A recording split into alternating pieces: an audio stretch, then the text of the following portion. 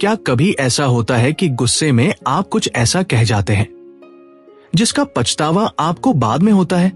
क्या उदासी की एक लहर आपको दिनों तक अपनी गिरफ्त में ले लेती है? क्या चिंता और बेचैनी आपके फैसलों पर हावी हो जाती है? अगर हाँ, तो आप अकेले नहीं हैं। हम में से ज्यादातर लोग अपनी भावनाओं के गुलाम बनकर रह जाते हैं। हमारी भावनाएं हमें एक कठपुतली की तरह नचाती हैं और हमारी जिंदगी की दिशा तय करती है। लेकिन क्या हो अगर आपको इन भावनाओं की चाबी मिल जाए? क्या हो अगर आप इनके मालिक बन जाएं? गुलाम नहीं, मास्टर योर इमोशन, यही चाबी है। यह सिर्फ एक किताब नहीं, बल्कि आपकी जिंदगी को बदलने वाला एक प्रैक्टिकल गाइड है। यह आपको सिखाएगी कि कैसे आप अपनी भावनाओं को समझें, उन्हें नियंत्रित करें और उन्हें अपनी सबसे बड़ी कमजोरी नहीं, बल्कि अपनी सबसे बड़ी ताकत बनाएं। आप सुन रहे हैं रीडोलॉजी हिंदी, जहां किताबें बोलती हैं और जिंदगी बदलती है। और आज जिस किताब की आत्मा हमारे शब्दों के जरिए आपसे बात करेगी, वो सिर्फ एक किताब नहीं, वो एक आईना है, एक मैनुअल है तुम्हारे अपने माइंड को समझने का। किताब का नाम है मास्टर योर इमोशंस और इसके ऑथर थिबॉट म्यूराइस कोई सुपरह्यूमन नहीं थे। सोचो एक ऐसे इंसान के बारे में जो तुम्हारी ही तरह अपनी ही भावनाओं के जाल में फंसा हुआ था। एक साधारण इंसान जो एंजाइटी महसूस करता था, जो छोटी छोटी बातों पर गुस्सा हो जाता था, जो रिजेक्शन से टूट जाता था, जिसका कॉन्फिडेंस उसकी सर्कमस्टेंसेस का गुलाम था। दिन, हफ्ते, महीने, साल गुजर रहे थे। बाहर से सब ठीक था, पर अंदर एक तूफान था, एक लड़ाई जो वो रोज लड़ता था और रोज हारता था। और फिर एक दिन वो टूट गया। उसने खुद से एक सवाल पूछा, एक ऐसा सवाल जिसने उसकी पूरी जिंदगी बदल दी। सवाल था, क्या जिंदगी भर मुझे अपनी इमोशंस का गुलाम बनकर ही जीना होगा, या इन्हें समझने का, इन्हें कंट्रोल करने का कोई तरीका है? यह सवाल एक खोज की शुरुआत थी, एक ऐसी यात्रा की शुरुआत जिसने थिबॉट म्यूराइस को एक स्टूडेंट से एक मास्टर बनाया। और उसी यात्रा का निचोड़, उसी खोज का कॉम्पास है ये किताब मास्टर योर इमोशंस। आज हम इस किताब के पन्ने नहीं पलटेंगे, हम उन प्रिंसिपल्स को जिएंगे। हम कुछ मिनटों की एक इनर जर्नी पर निकलेंगे, जहां तुम अपने सबसे बड़े दुश्मन, अपने अनकंट्रोल्ड माइंड से दोस्ती करना सीखोगे। तो अपनी बाहरी दुनिया को कुछ देर के लिए भूल जाओ। Let's begin. पहला पड़ाव, तुम्हारा सबसे बड़ा धोखा इमोशंस दुश्मन है। तुम्हारी जिंदगी की सबसे बड़ी गलतफहमी क्या है जानते हो? ये कि नेगेटिव इमोशंस बुरे होते हैं। एंगर, सैडनेस, फियर, एंजाइटी बचपन से हमें सिखाया गया है, इन्हें दबाओ, इन्हें छुपाओ, लड़के रोते नहीं, गुस्सा करना बुरी बात है, डरो मत। और हम यही करते आए हैं। जब भी कोई चुभने वाला इमोशन उठता है, हम उससे भागते हैं। कैसे? हम फोन उठा लेते हैं, इंस्टाग्राम स्क्रॉल करने लगते हैं, यूट्यूब पर रैंडम वीडियोस देखने लगते हैं, दोस्तों के साथ फेक स्माइल के साथ पार्टी करते हैं, काम में खुद को डुबो देते हैं। हम कुछ भी करते हैं, बस उस इमोशन को महसूस करने से बचते हैं। पर किताब का पहला सबसे गहरा सच ये है, नेगेटिव इमोशंस तुम्हारे दुश्मन नहीं, तुम्हारे मैसेंजर हैं। वो सिग्नल है, वो तुम्हारे सबकॉन्शियस माइंड के भेजे हुए लेटर्स हैं, जिन्हें तुम पढ़ने से इनकार कर रहे हो। तुम्हारा फियर, वो ये नहीं कह रहा कि तुम कमजोर हो, वो ये बता रहा है कि तुम अपने कंफर्ट जोन के एज पर खड़े हो। वो बता रहा है कि ग्रोथ का दरवाजा तुम्हारे ठीक सामने है और तुम उसे खोलने से डर रहे हो। तुम्हारा एंगर, वो ये नहीं कह रहा कि तुम बुरे इंसान हो, वो ये चीख चीख कर बता रहा है कि तुम्हारी कोई बाउंड्री, तुम्हारी कोई वैल्यू क्रॉस हुई है, कोई चीज है जो तुम्हारे लिए इंपॉर्टेंट है और वो खतरे में है। तुम्हारी सैडनेस, वो वीकनेस नहीं है, वो एक सिग्नल है कि तुम्हारे अंदर कुछ टूटा है और उसे हीलिंग की जरूरत है। वो तुम्हें स्लो डाउन होने का, सेल्फ रिफ्लेक्शन का मौका दे रही है। लेकिन प्रॉब्लम तब होती है जब हम मैसेंजर को ही दुश्मन मान लेते हैं। सोचो, अगर तुम्हारे घर में आग लगी हो और फायर अलार्म बजने लगे तो तुम क्या करोगे? अलार्म को तोड़ दोगे या आप बुझाओगे? नेगेटिव इमोशंस वो फायर अलार्म है और हम अपनी पूरी जिंदगी उस अलार्म को तोड़ने में लगा देते हैं। जिस इमोशन को तुम इग्नोर करते हो वो जाता नहीं, वो तुम्हारे अंदर और गहरी जड़ें जमा लेता है। वो और पावरफुल बन जाता है। सप्रेस्ड एंगर फ्रस्ट्रेशन में बदलता है। सप्रेस्ड सैडनेस डिप्रेशन में बदलती है। सप्रेस्ड फियर एंजाइटी में बदलता है। ट्रांसफॉर्मेशन का पहला कदम फाइट करना नहीं है, सरेंडर करना नहीं है, भागना नहीं है। ट्रांसफॉर्मेशन का पहला कदम है ऑब्जर्व करना। अगली बार जब कोई स्ट्रॉन्ग इमोशन महसूस हो, भागो मत, बस रुको, आंखें बंद करो और एक साइंटिस्ट की तरह उसे देखो, बिना जज किए, बिना कोई कहानी बनाए। ओके, ये एंगर है, ये मेरे सीने में महसूस हो रहा है, मेरी सांसें तेज हो गई हैं।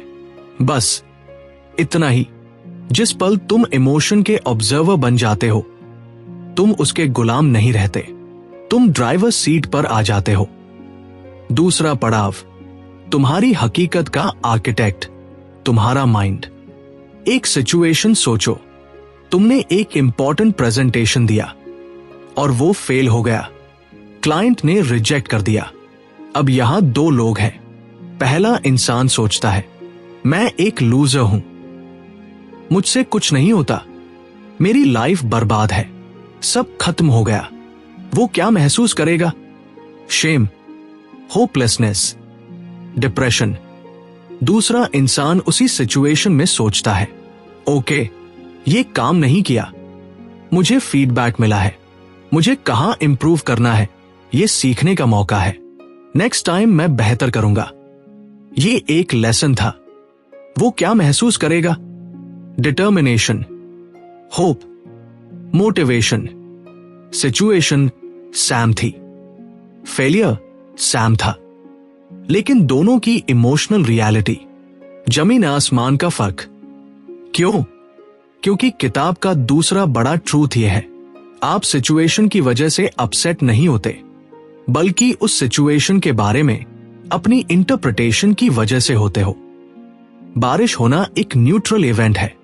किसी के लिए यह रोमांस है, किसी के लिए ट्रैफिक जैम और कीचड़। बारिश नहीं बदली, तुम्हारी सोच बदली। फेलियर एक न्यूट्रल इवेंट है। किसी के लिए यह फुल स्टॉप है, किसी के लिए यह कॉमा है, एक पॉज, एक नई शुरुआत के लिए। तुम्हारा माइंड एक स्टोरी टेलर है। वो हर सिचुएशन को लेता है और उसे एक कहानी पहना देता है और तुम उस कहानी को अपनी हकीकत मान लेते हो। उसने मेरा मैसेज सीन करके रिप्लाई नहीं किया। ये सिचुएशन है, न्यूट्रल। माइंड की कहानी, वो मुझे इग्नोर कर रहा है, मेरी कोई वैल्यू नहीं है, मैं इंपॉर्टेंट नहीं हूं। Emotion sadness, insecurity. अल्टरनेटिव कहानी, शायद वो बिजी होगा, शायद उसका मूड ठीक नहीं है, शायद उसने बस नोटिफिकेशन क्लियर कर दिया हो। Emotion calmness, understanding. देख रहे हो, पावर कहां है? सिचुएशन में नहीं, तुम्हारे हाथ में है, तुम्हारी एबिलिटी में है ये चूज करने की कि तुम कौन सी कहानी पर विश्वास करोगे। कितनी बार तुमने अपने माइंड के पहले नेगेटिव थॉट को ही सच मान लिया है, बिना सवाल किए, बिना चैलेंज किए। मैं डिसिप्लिन्ड नहीं हूं, मेरी किस्मत ही खराब है, लोग स्वार्थी होते हैं। ये थॉट्स नहीं है, ये बिलीफ सिस्टम बन चुके हैं, वो चश्मे जिनसे तुम दुनिया देखते हो। और यहीं पर ज्यादातर लोग हार मान लेते हैं। उन्हें लगता है थॉट्स को कंट्रोल करना इम्पॉसिबल है, वो तो बस आते हैं। सच है, थॉट्स आते हैं, लेकिन तुम ट्रैफिक पुलिस हो। तुम हर गाड़ी को आने से नहीं रोक सकते, पर तुम ये तय कर सकते हो कि कौन सी गाड़ी तुम्हारे शहर माइंड में रुकेगी और कौन सी बस गुजर जाएगी। हर नेगेटिव थॉट पर ब्लाइंडली बिलीव मत करो। क्वेश्चन करो, चैलेंज करो। Is this really true? Is there another way to see this? कभी कभी तुम्हारा माइंड भी तुमसे झूठ बोलता है, और जिस दिन तुम ये समझ जाओगे उस दिन तुम आजाद होना शुरू हो जाओगे। क्योंकि अगर थॉट्स फीलिंग्स क्रिएट करते हैं और तुम थॉट्स को चैलेंज करना सीख जाओ, तो इसका मतलब क्या हुआ? इसका मतलब हुआ तुम अपनी फीलिंग्स के आर्किटेक्ट बन सकते हो। You can create your emotional state. This is not just a concept, this is a super power. तीसरा पड़ाव, तुम्हारी एनर्जी का बगीचा, अटेंशन। एक नियम है यूनिवर्स का और तुम्हारे इनर वर्ल्ड का। Energy flows where attention goes. जिस चीज को तुम अटेंशन देते हो वो ग्रो करती है। सिंपल, अगर तुम एक पौधे को रोज पानी दोगे, धूप दोगे, वो बड़ा होगा, फलेगा, खुलेगा। अगर तुम उसे इग्नोर करोगे वो मुरझा जाएगा, मर जाएगा। तुम्हारे थॉट्स और इमोशंस भी ऐसे ही हैं। जिस थॉट को, जिस फीलिंग को तुम अपनी अटेंशन का पानी देते हो वो तुम्हारे अंदर ग्रो करती है। अगर तुम दिन भर अपनी लाइफ की प्रॉब्लम्स पर फोकस करते हो, मेरे पास पैसे नहीं हैं, मेरी हेल्थ अच्छी नहीं है, मेरे रिलेशनशिप्स ठीक नहीं हैं, तो कौन सा पौधा ग्रो करेगा? फ्रस्ट्रेशन का, हेल्पलेसनेस का, स्ट्रेस का। तुम्हें अपनी लाइफ में और ज्यादा प्रॉब्लम्स दिखाई देने लगेंगी।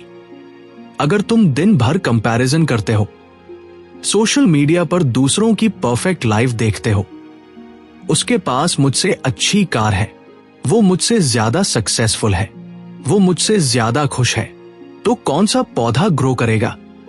इनसिक्योरिटी का, जेलसी का, सेल्फ पिटी का। तुम्हारी अपनी लाइफ तुम्हें कम लगने लगेगी।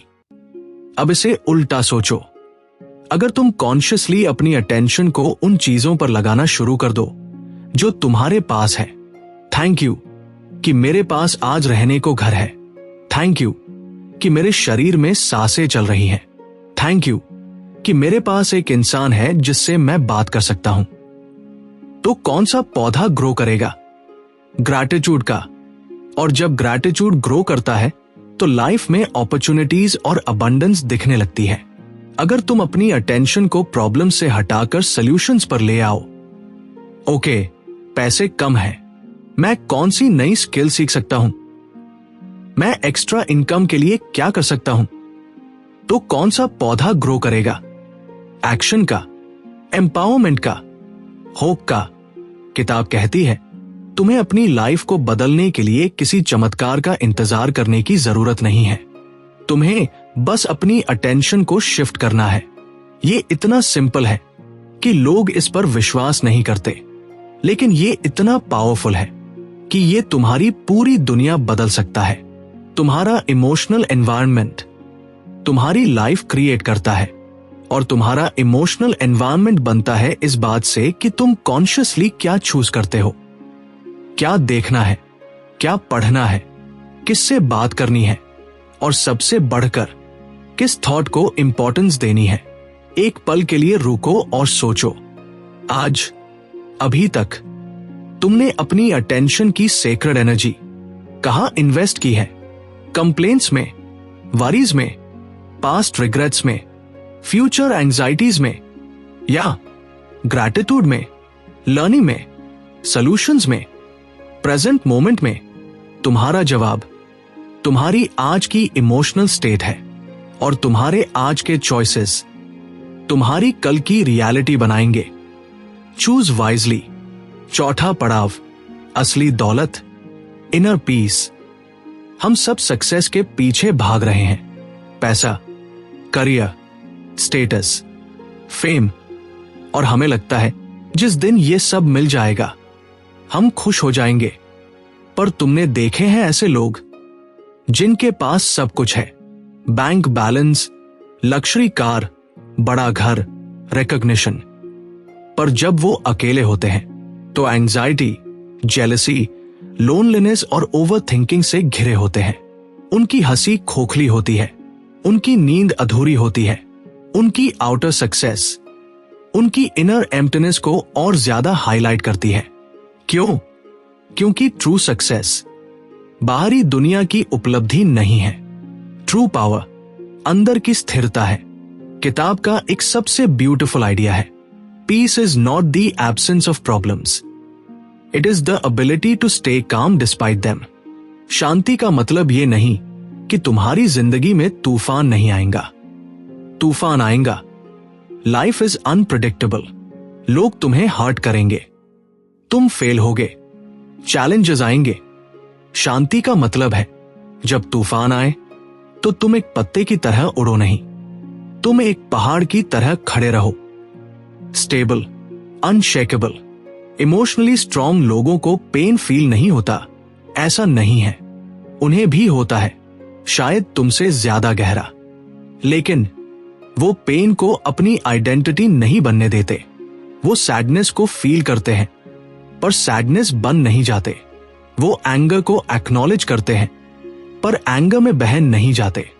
वो पेन को कंट्रोल करना सीख जाते हैं इससे पहले कि पेन उन्हें कंट्रोल करे। यही है इमोशनल मास्टरी और यही है रियल फ्रीडम।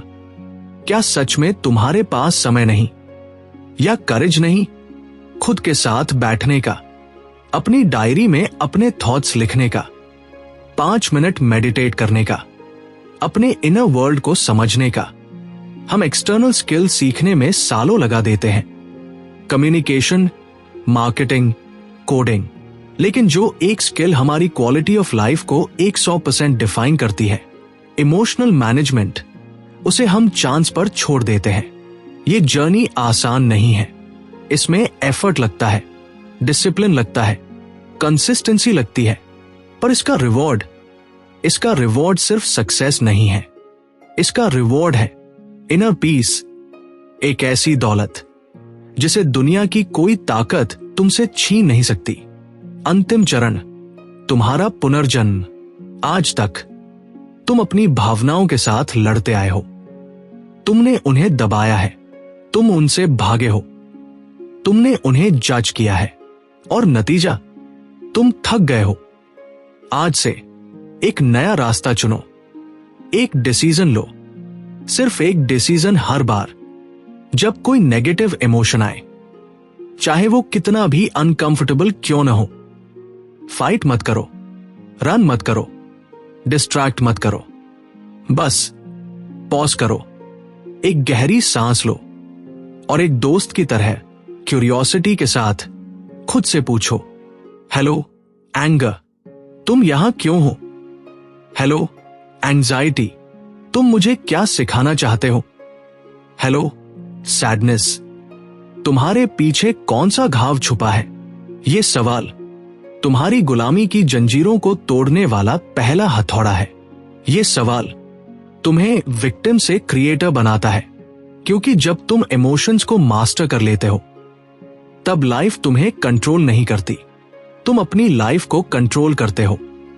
उस इंसान को इमेजिन करो जो तुम बन सकते हो, वो इंसान जो रिजेक्शन से डरता नहीं, उससे सीखता है, वो इंसान जो क्रिटिसिज्म से टूटता नहीं, उसे फिल्टर करता है, वो इंसान जो फेलियर से रुकता नहीं, उसे फ्यूल की तरह यूज करता है, वो इंसान जो शांत है, फोकस्ड है, सेंटर्ड है, जो हर सुबह एक पर्पस के साथ उठता है, डर के साथ नहीं।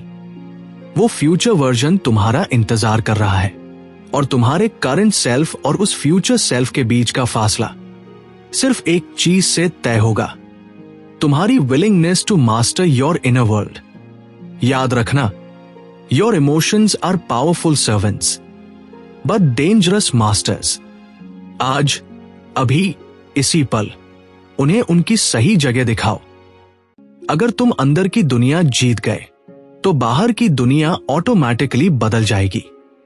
अगर यह अनुभव आपके भीतर कुछ बदल गया हो, अगर इन शब्दों ने आपके अंदर सोए हुए उस मास्टर को एक हल्की सी दस्तक दी हो, तो रीडोलॉजी हिंदी के साथ जुड़े रहें, क्योंकि यह सफर अभी शुरू हुआ है। मास्टर योर इमोशन सिर्फ एक किताब नहीं, बल्कि एक प्रैक्टिकल गाइड है जो हमें याद दिलाती है कि हम अपनी भावनाओं के हाथों की कठपुतली नहीं है। ये हमें सिखाती है कि भावनाएं दुश्मन नहीं बल्कि संदेशवाहक है जो हमें बताते हैं कि हमारे अंदर क्या चल रहा है। असली काम इस किताब को बंद करने के बाद शुरू होता है। अपनी रोजमर्रा की जिंदगी में अपनाने का समय है। हर दिन थोड़ा अभ्यास करके आप पाएंगे कि आप धीरे धीरे अपने मन के ड्राइवर बन रहे हैं, न कि सिर्फ एक सवारी।